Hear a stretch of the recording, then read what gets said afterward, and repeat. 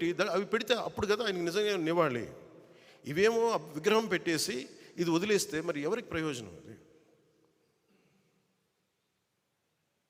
So నాకు ఇలాంటివన్నీ ఒకటి కాదు, రెండు కాదు. పాపం డాక్టర్ సుధాకర్ అనే వ్యక్తిని మాస్కులు లేవు కరోనా టైంలో ఉంటే అతని మీద పిచ్చోడిని చేసి చేసి చేసి చచ్చిపోయి చేశారు అతన్ని. ఒకటి రెండు కాదు ఇట్లాంటివన్నీ. ఆంధ్రప్రదేశ్ అత్యధికంగా దళితుల మీద దాడి జరిగే రాష్ట్రంగా పేరు వచ్చింది.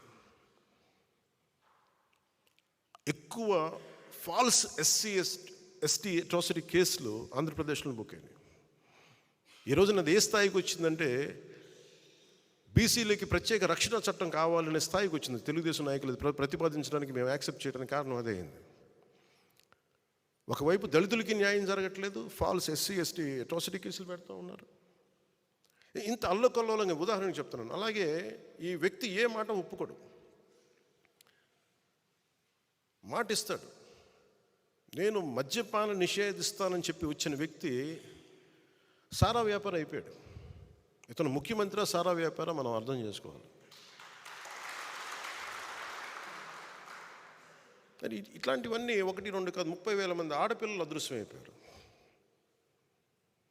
అదృశ్యమైపోయినట్టు ఏం చేయాలి? ఎందుకు మిస్ అయిపోయారు? ఎంతమంది తిరిగి వచ్చారు? అసలు ఏం జరిగింది చెప్పాలి కదా, కనీసం నువ్వు ఒక వివరించాలి కదా.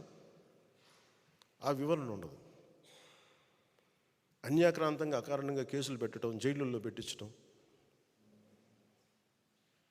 సో నిన్న కూడా మండపేట నాయకులతో మాట్లాడుతూ ప్రత్యేకంగా పంచుకోవాలని ఇది మాట్లాడుతున్నాను. జనసేన ఎందుకు సింగిల్గా వెళ్ళకూడదు? మనం ఎంతసేపు బలాన్ని ఇచ్చేవాళ్ళం అవుతున్నాం కానీ బలం తీసుకునే వాళ్ళం అవ్వట్లేదు. మనం అంటే